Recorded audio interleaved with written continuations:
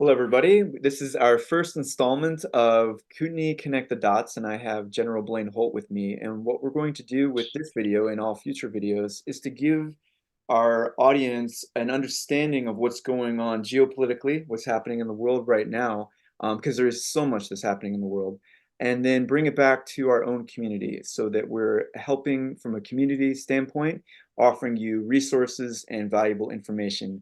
And with that said, I'd like to turn it over to General Blaine Holt and talk about, if you would, what's been going on in the news, especially geopolitically, what's going on internationally and nationally that we need to focus on, and then maybe transition from there into the local implications of that. Sure, it's great to be with you today and to discuss this stuff. Just a little bit about why I'm constantly analyzing geopolitical stuff and foreign affairs. I am a Newsmax contributor, and so I'm immersed in this and immersed in what's going on with my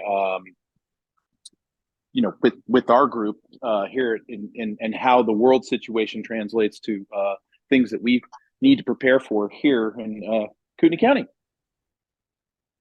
Absolutely. So there was a big event. I believe it started with AT&T, but affected more carriers last week. Could you describe what happened when all these phones went down, text messaging wasn't available? And then if you could speak to how that might fit into the bigger picture of what we're seeing in, especially due to movies like Leave the World Behind, and what the ramifications might be for that incident and future ones. Yeah, so this is an interesting development, really. You had AT&T and T and Verizon were predominantly the ones that had significant service outages. And the one thing that we've come to expect from our government is about five different reasons for why something happened. And nobody came up with anything that sounded remotely plausible. Um, but basically, what it was in most of the country, voice was lost on a lot of the towers. Some people even lost text. And getting back to the movie Leave the World Behind showed absolute end of communications. But what's interesting here is you saw in the movie, if anybody went and saw it, how people reacted very poorly once they lost their ability to have text and voice.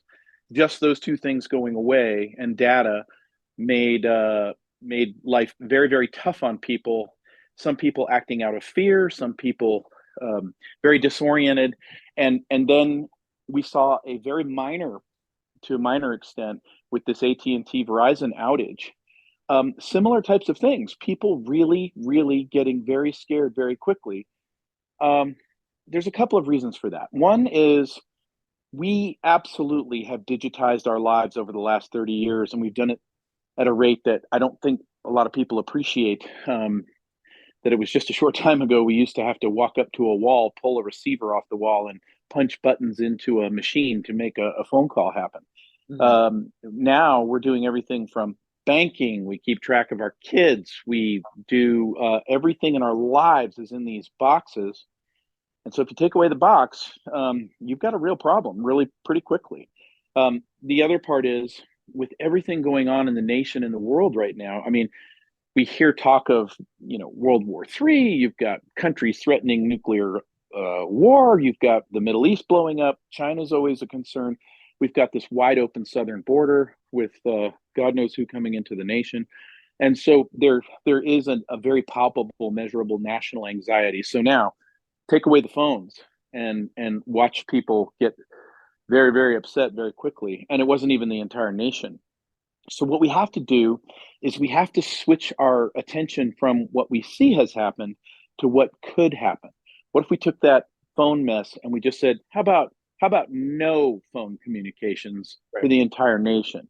What would we do as a county here? How would we react to that here if we couldn't talk to each other? And so at the Kootenai Stability and Resilience Group, these are the things that we talk about every single day. Well, I think it's really telling that at one point in the movie, Ethan Hawke says he holds up his phone, and for those who haven't seen it, all the phones don't work anymore. They have no way to connect with each other, and he says, "I am a useless man without this." And it's very telling that he says that because I think that it's not on accident that for the last few generations we have lost so many of the skills that we used to have, whether they were building things, hunting, fishing, all of the technical skills that you need to survive that clearly Ethan Hawke doesn't have. And so here we find ourselves in the year 2024, where a lot of our young people especially can't even cook for themselves. They have to get DoorDash or something like that. And so I think it speaks to the fundamental need that we have here, especially in Kootenai County, to learn these necessary skills that we had only a few decades ago that have been lost. Would you agree? Oh, I agree. I think we have to go back to the future because you have to look at the things you're most dependent on and then start to mentally figure out what does it look like if I don't have that little black box called my phone? What does it mean if I can't call my kid who's in a college across the nation and I can't get in touch with them or know how they're doing? You have legions of people who would be very challenged to replace a button on their shirt that they lost. So we've really automated everything and we digitized everything. We've had a very, very comfortable lives with this concept of, point, click, and ship it. So, we've been talking about communications. Let's extend that to food. What if Mhm. the food supply chains start to break down? We're already seeing where truckers, because of their being very upset about the court cases going on in New York, have Right. threatened New York with boycotting their food supply chains. What happens if the grocery stores run dry? What will we do? Do we have a plan? Can we grow our stuff? Can we pull together as a community? Can we, in advance of something like that, fill up our food pantries and be ready for some such thing? Not just on a onesie basis where you'll find a prepper and they'll go, yeah, I've got 3 years of food. That's great for that person if they can hang on to it. The payoff is really when a whole community or like our whole county comes together and recognizes that that could be a really bad thing for us and that could put everybody into a very bad place. We should probably, in advance of something like that, be prepared and ready for it. The last thing any of us wants to see is, our government or our first responders overwhelmed. We don't want to see that. What we want to see is citizens who have, you know, acted as a community and have taken precautions to be resilient in a storm. And the good news about that is we don't have to identify just exactly what the storm is. We don't have to be perfect with whatever that calamity could be, but we want to know that if it came, you know what, we'd be okay. Well, you mentioned an important word there, vulnerability, and I think it's a perfect segue to talk about what's going on and the border situation. And so, unfortunately, much of America does not understand what is going on right now and what has been going on for several years in terms of an invasion both on the southern and the northern side, and really actually anywhere that we're prone. And so, I wonder if you could talk a little bit about the what you're hearing from people, let's say in San Diego or in Texas, what you're hearing about our own border vulnerabilities and how that fits into this larger discussion. Yeah, again, these discussions that you and I have, they're never political discussions. We deal in balls and strikes and facts. But the fact of the matter is, our government has let us down mightily. I would say even at an illegal level, violating the Constitution by allowing this border crisis to get to the scope and scale that it's in. And so I check in daily with folks around the nation, folks outside of the nation. War correspondent Michael Yon is down in Panama. He is tracking all of these migrations, and I have other friends who are former intelligence officers who are in the southern sectors, Arizona, California, Texas, and then I have friends who work for the government in CBP roles up on the northern tier from Montana all the way to Maine, and it's not getting better. So what's happening is you've got the UN, just to make it very clear, the UN, which takes in donations from these non governmental organizations or what we call NGOs. And that could be, they come in all different shapes, sizes, and names. Some of them call themselves faith based, but they are all keenly interested in funneling money to the UN. By the way, this is all our taxpayer dollars coming out of the federal government, and they set these camps up in Panama.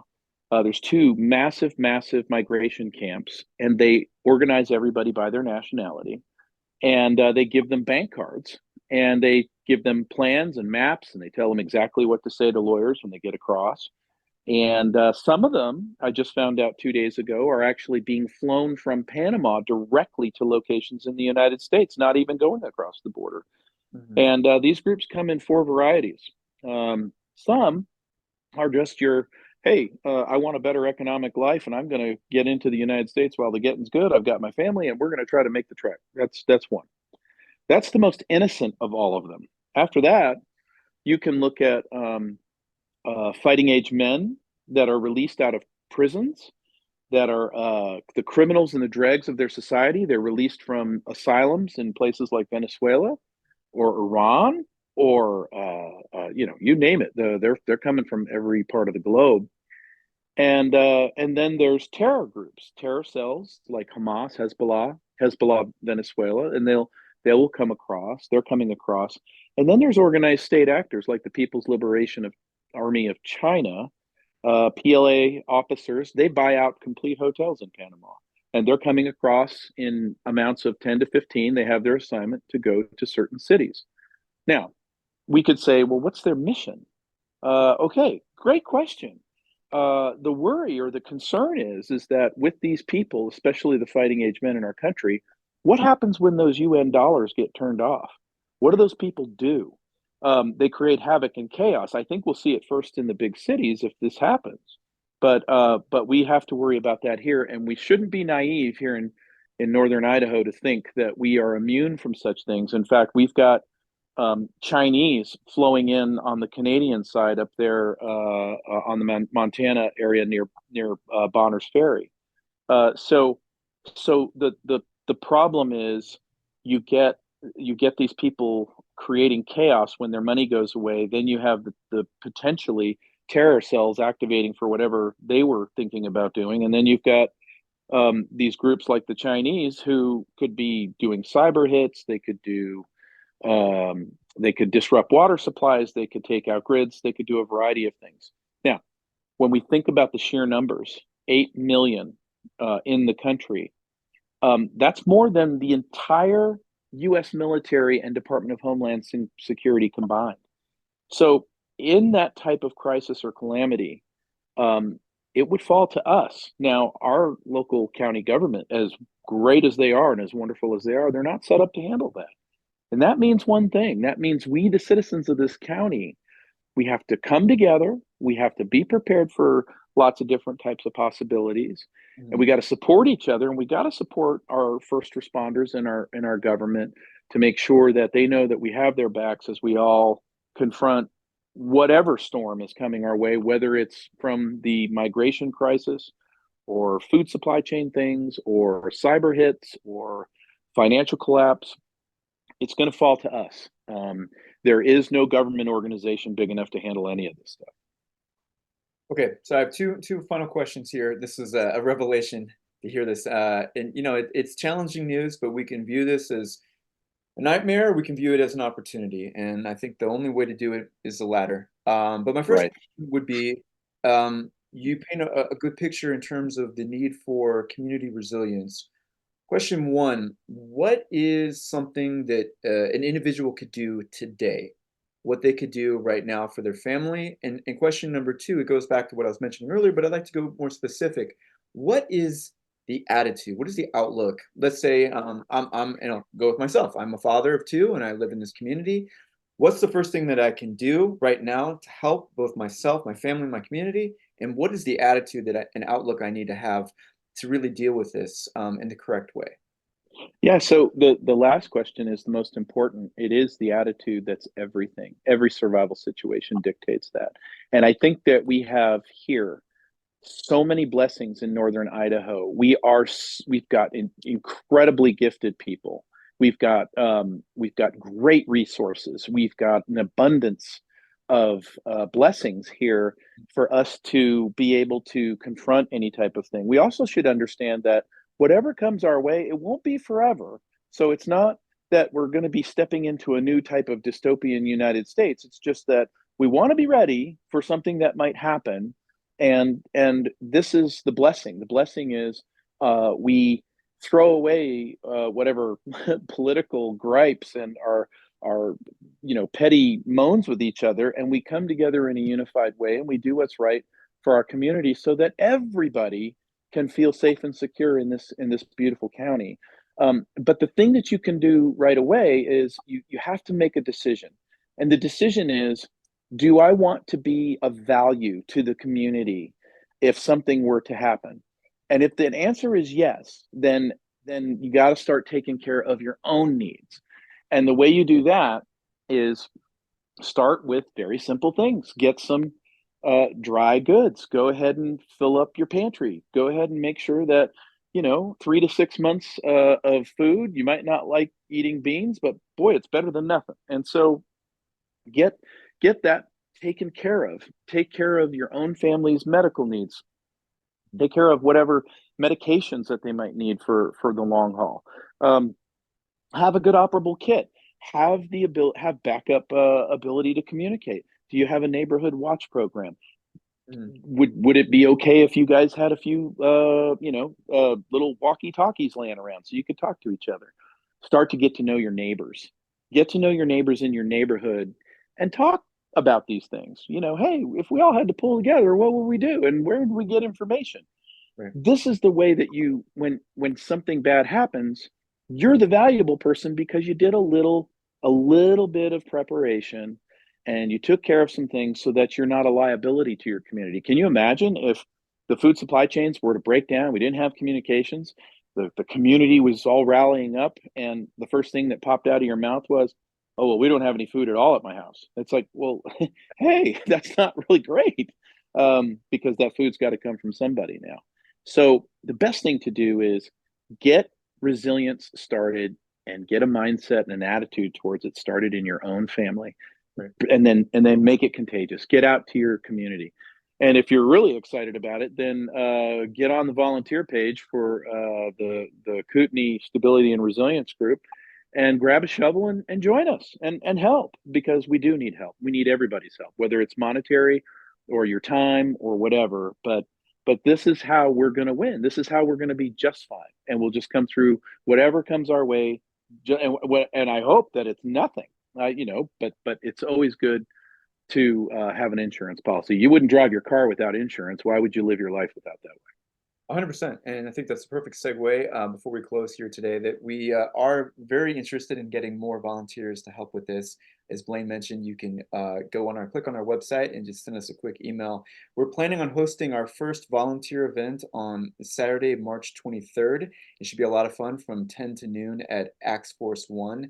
And so we'll be sending a message out to all the people that have already sent us queries about how they can get involved. And for those who haven't already received that, please invite a friend or many friends to the event so that we can all get involved. Blaine touched on something very important, which is this. This is not political. This is not partisan. This is about America and Americans coming together to help our country and to help each other. So I want to thank you again for these wonderful insights today. Blaine, thank you so much, and we'll see you next week. Yeah, thank you. Take care. Thank you.